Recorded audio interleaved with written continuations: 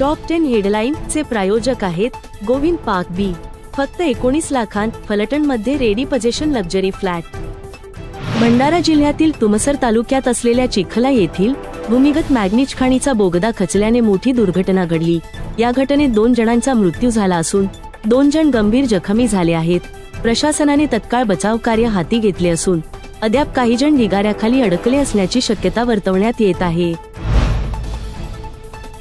भाजपचे आमदार राम कदम यांनी उद्धव ठाकरे यांच्यावर केलेल्या आरोपांनंतर ठाकरे गटाचे भास्कर जाधव भडकले आणि या 2 नेत्यांमध्ये विधानसभेमध्ये खडाजंगी पाहायला मिळाली. जो व्यक्ती सभागृहात त्याच्यावर झालेल्या आरोपांवर उत्तर देऊ शकत नाही त्याचा नामोल्लेख टाळावा असे संकेत असताना राम कदमांनी उद्धव ठाकरे यांचे नाव कसे काय घेतले असा प्रश्न भास्कर जाधव यांनी विचारला. त्यावेळी बोलताना भास्कर जाधव यांनी राम कदम यांना उद्देशून बघतोच तुला आता असा इशारा दिला. धोम-बलकवडी कालव्यात पोहण्यासाठी गेलेला तरुण 2 दिवसांपूर्वी बेपत्ता झाला होता.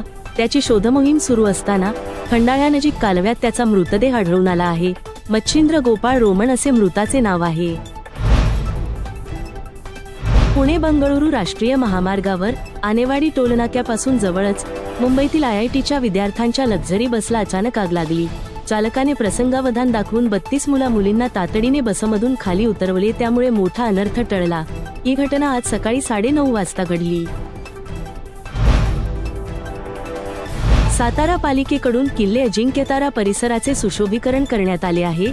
मात्र काही विघ्नसंतोषींकडून सुशोभीकरणासाठी वापरण्यात आलेल्या घडीव दगडांची पडझड करणे, पथदिव्यांची झाकणे चोरी करणे असे प्रकार सातत्याने घडू लागले आहेत.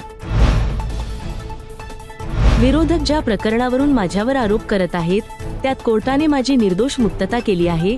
देशात सर्वोच्च व्यवस्था ही न्यायव्यवस्था आहे. त्यामुळे विरोधक काय म्हणतात याला गांभीर्याने घेण्याची गरज नाही. विरोधकांनी वस्तुस्थिती माहिती करून घ्यावी. ज्यांनी माझ्यावर आरोप केले त्यांच्यावर हक्कभंग आणि अब्रूनुकसानीचा दावा करणार असल्याचा इशारा मंत्री जयकुमार गोरे यांनी विरोधकांना दिला आहे. मागील काही दिवसांपासून उन्हाची तीव्रता वाढू लागल्याने माण तालुक्यात 7 गावे व 73 वाड्यांना प्रशासनाकडून 9 टँकरद्वारे पाणीपुरवठा करण्यात येत आहे. गेल्या वर्षीप्रमाणे यावर्षीही माण तालुक्यात पाणी टंचाईच्या झळा जाणवू लागल्या आहेत. संतोष देशमुख हत्याप्रकरणी आरोपींशी लागे बांधे असल्याच्या कारणावरून राष्ट्रवादी अजित पवार गटाचे नेते धनंजय मुंडे यांना आपल्या मंत्रिपदाचा राजीनामा द्यावा लागला. आता त्यांच्याच पक्षाचे वरिष्ठ नेते आणि वैद्यकीय शिक्षण मंत्री हसन मुश्रीफ यांनी वाशिमचे पालकमंत्रीपद सोडल्याने राजकीय वर्तुळात तर्कवितर्क लावले जात आहेत.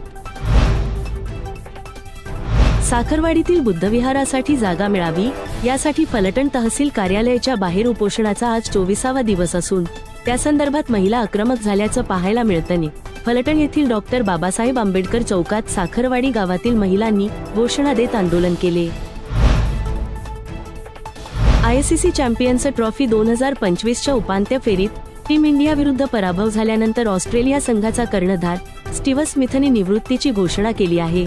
पॅट कमिन्सच्या अनुपस्थितीत स्टीव्ह स्मिथ संघाचा कर्णधार होता, परंतु त्याच्या नेतृत्वाखाली संघ फक्त उपांत्य फेरीपर्यंत पोहोचू शकला. याच दरम्यान अशा परिस्थितीत आता त्याने वन डे कारकिर्दीमधून निवृत्तीची घोषणा जाहीर केली आहे. मात्र आता तो ऑस्ट्रेलियासाठी कसोटी आणि T20 आंतरराष्ट्रीय क्रिकेट खेळणार असल्याचे स्टीव्ह स्मिथने म्हटलं आहे. ताज्या घडामोडींच्या डेली अपडेट्ससाठी चॅनेलला सबस्क्राईब करा आणि बेल आयकॉन दाबायला विसरू नका.